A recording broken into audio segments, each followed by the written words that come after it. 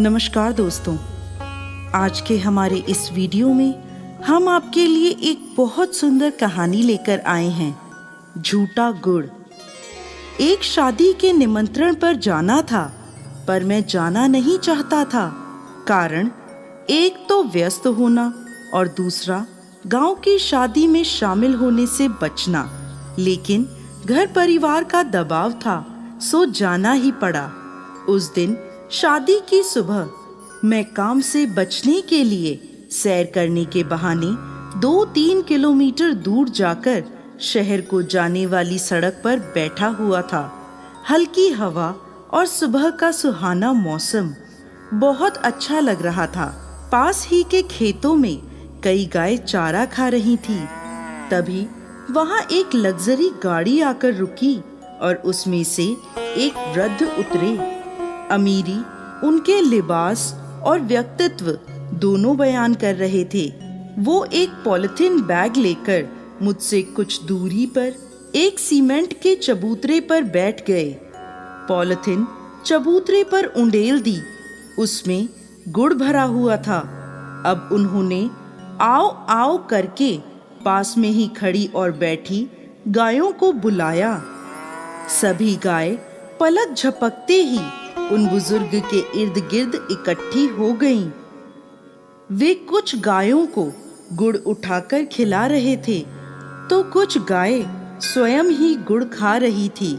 वे बड़े प्रेम से उनके सिर पर और गले पर हाथ फेर रहे थे।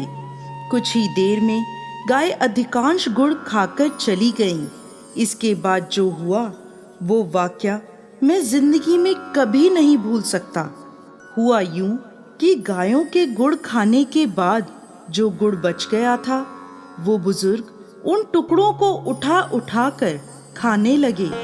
मैं उनकी इस क्रिया से अचंभित हुआ, पर उन्होंने बिना किसी परवाह के कई टुकड़े खाए और अपनी गाड़ी की ओर चल पड़े। मैं दौड़कर उनके नजदीक पहुंचा और बोला, साहब, क्षमा चाहता हूँ, पर अभी जो हुआ उससे मेरा दिमाग घूम गया है। क्या आप मेरी इस जिज्ञासा को शांत करेंगे कि आप इतने अमीर होकर भी गाय का जूठा गुड़ क्यों खा रहे हैं? उनके चेहरे पर अब एक हल्की सी मुस्कान उभरी। उन्होंने कार का गेट वापस बंद करा और मेरे कंधे पर हाथ रखकर वापस सीमेंट के चबूतरे पर आ बैठे और बोले, बेटा, तुम जो ये गुड़ के जूठे टुकड़े देख रहे हो, मुझे इनसे स्वादिष्ट आज तक कुछ नहीं लगा। जब भी मुझे वक्त मिलता है, मैं अक्सर इसी जगह आकर अपनी आत्मा में इस गुड़ की मिठास घोलता हूँ। मैं अब भी नहीं समझा साहब, आखिर ऐसा क्या है इस गुड़ में। तब वे बोले, ये बात आज से करीब 40 साल पहले की है। उस वक्त मैं 22 साल का था। घर में जबरदस्त आंतरिक कलह के कारण मैं घर से भाग आया था, परंतु दुर्भाग्यवश ट्रेन में कोई मेरा सारा सामान और पैसे चुरा ले गया।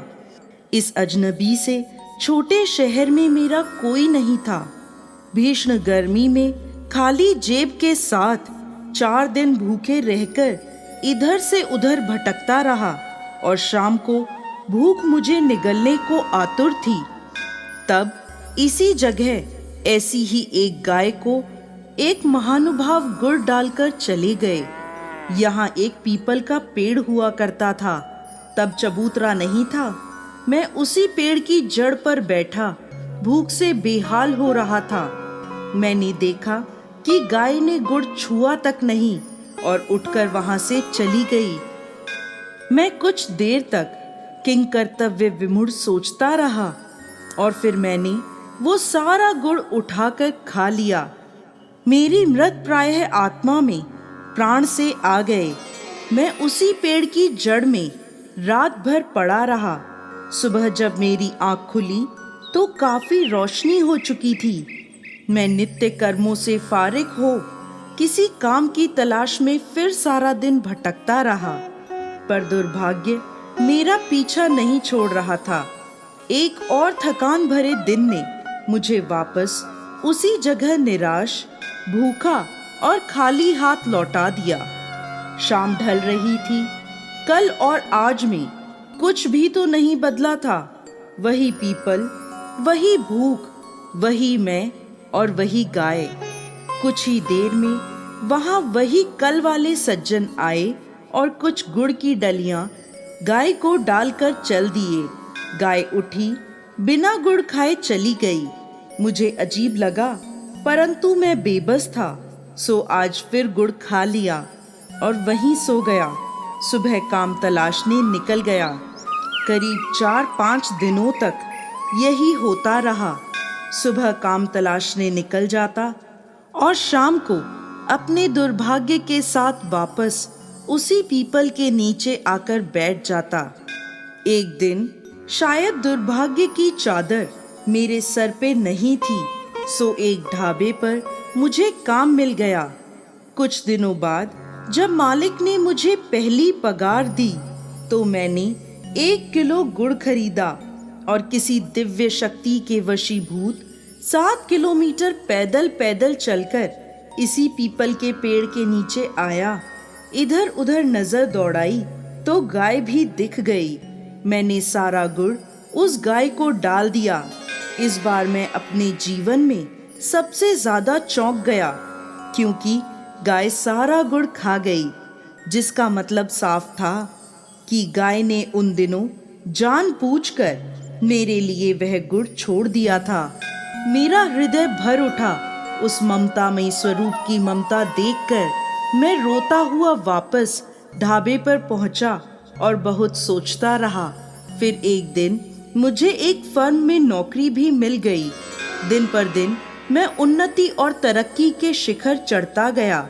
शादी हुई, बच्चे हुए। आज मैं खुद की 5 फर्मों का मालिक हूँ। जीवन की इस लंबी यात्रा में मैंने कभी भी उस गाय माता को नहीं भुलाया। मैं अक्सर यहाँ आता हूँ और इन गायों को गुड़ डालकर इनका झूठा गुड़ खाता हूँ। मैं लाखों रुपए गौशाला में चंदा भी देता हूँ, परंतु मेरी मृत तृष्णा, मन की शांति यहीं आकर मिटती है। मैं देख रहा था वो साहब भावुक हो चुके थे। समझ गए अब तो तुम? मैंने सिर हाँ में हिलाया। वे चल पड़े। गाड़ी स्टार्ट हुई और निकल गई। मैं उठा और उन्हीं टुकड़ों में से एक टुकड़ा उठाया, मुंह में डाला। वापस शादी में शिरकत करने सच्चे मन से शामिल हुआ। सचमुच वो कोई साधारण गुड़ नहीं था, उसमें कोई दिव्य मिठास थी जो जीभ के साथ आत्मा को भी मीठा कर गई थी। घर आकर गाय के बारे में जानने के लिए कुछ किताबें पढ़ने के बाद जाना कि गाय गौलोक की एक अमूल्य निधि है, जिसकी रचना भगवान ने मनुष्य के कल्याणार्थ आशीर्वाद रूप से की है। अतः इस पृथ्वी पर गौमाता मनुष्य के लिए भगवान का प्रसाद है। तो दोस्तों, कैसी लगी आपको आज की हमारी ये कहानी? हमें कमेंट बॉक्स में लिखकर ज़रूर भेजिएगा और साथ ही साथ हमारे इस चैनल को सब्सक्राइब ज़रूर करें।